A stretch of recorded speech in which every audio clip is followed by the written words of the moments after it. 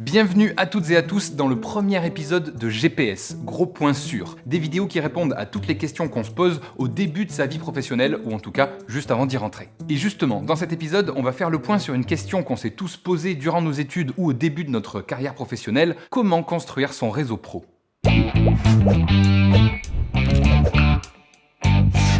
Pour répondre à la question, on va d'abord poser les bases. C'est quoi un réseau professionnel? À quoi il sert concrètement? Comment ça se construit, surtout si on part de rien? Et puis surtout, comment le mobiliser en cas de besoin?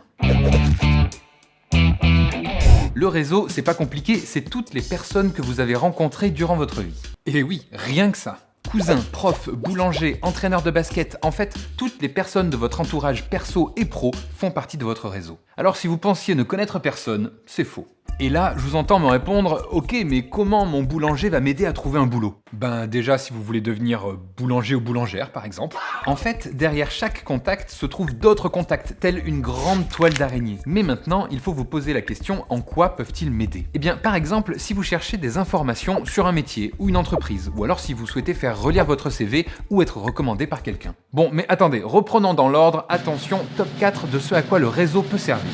Se faire aider par des pros. Pas facile de faire un CV quand on a encore peu d'expérience. Quels diplômes doivent apparaître? Qu'est-ce que je peux dire sur mes hobbies? Est-ce que je parle de ma collection de sneakers? Un pro qui bosse dans le domaine que vous visez pourra vous répondre car il connaît les compétences qui sont le plus recherchées. Ok, je sais, pas facile de contacter des inconnus, mais rassurez-vous, eux aussi sont passés par là et ils comprendront votre démarche. Et si jamais vous prenez un vent, c'est pas grave, ça arrive, gardez le moral et continuez votre prise de contact. Accédez à des infos importantes de votre secteur. Imaginons que vous savez dans quel secteur vous voulez bosser. Certaines infos circulent entre les gens de ce secteur et ne vous sont pas accessibles. Par exemple, des recrutements ou des places de stage. Eh bien, en vous mettant en mode veille, par veille, je veux évidemment dire se tenir au courant, pas le mode veille de votre ordi.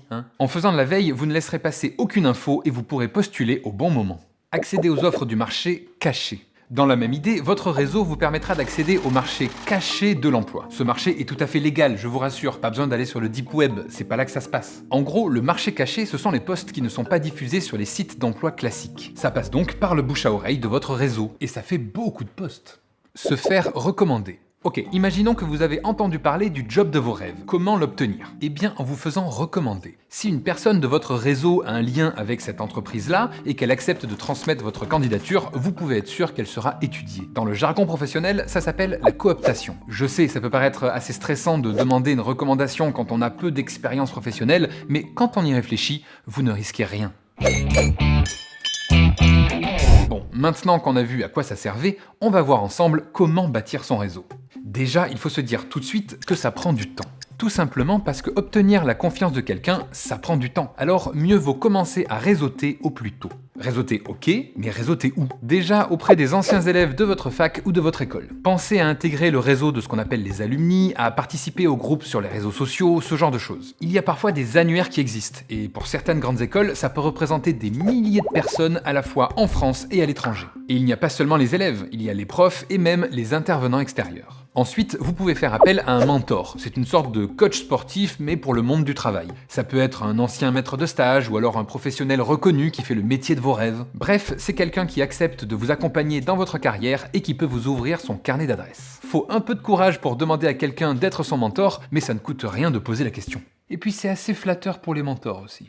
Et si vous n'avez pas de mentor dans votre entourage, sachez que des associations qui luttent pour l'égalité des chances peuvent vous mettre en relation avec des mentors. Bon, maintenant qu'on a vu ça, il faut parler stratégie. Comment on s'y prend ?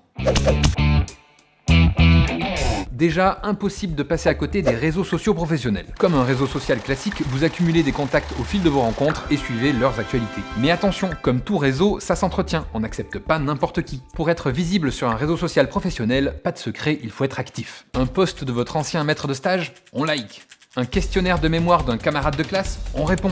Un anniversaire pro, on offre un cadeau. Non, c'est une vanne, ne faites pas ça. Et pas besoin non plus de jouer les faux culs, restez vous-même. Et puis, à vous aussi de partager vos propres actus. Bref, montrez ce que vous faites. Vous avez toujours rêvé de travailler dans le monde des jeux vidéo, mais vous ne savez pas comment approcher ce milieu fermé? Eh bien, une méthode qui demande un peu de courage, mais qui a fait ses preuves, c'est d'envoyer un message à une personne qui fait le métier de vos rêves pour lui proposer un entretien, un café, un appel téléphonique par exemple. C'est simplement pour entretenir de bonnes relations. Ça vous permettra d'en savoir un peu plus sur le métier et au fil de la conversation, vous pourrez même vous renseigner pour savoir si l'entreprise recrute. Et si c'est le cas, comme la personne vous connaît déjà, vous aurez peut-être plus de chance. Bon voilà, je vous ai tout dit sur le réseau. En tout cas, s'il y a 3 choses à retenir, ce serait bien identifier les raisons qui vous poussent à solliciter votre réseau. Votre contact comprendra rapidement en quoi il ou elle peut vous être utile et vous avancerez plus vite dans vos recherches. Le réseau est un investissement de long terme, commencez donc à l'entretenir dès vos études. Il y a plein de moyens de construire votre réseau, mais dans tous les cas, c'est bien de rester actif pour rester visible. Et quand vous aurez eu le job de vos rêves, c'est peut-être vous, à votre tour, qui rendrez service à quelqu'un qui fait appel à son réseau. Voilà, c'est tout pour ce premier épisode de GPS, gros point sûr, et je vous dis à très vite pour un prochain sujet. Et vous, comment construisez-vous votre réseau? Donnez des astuces en commentaire. Pensez à vous abonner à notre chaîne pour découvrir toutes nos vidéos et trouver les réponses à toutes vos questions.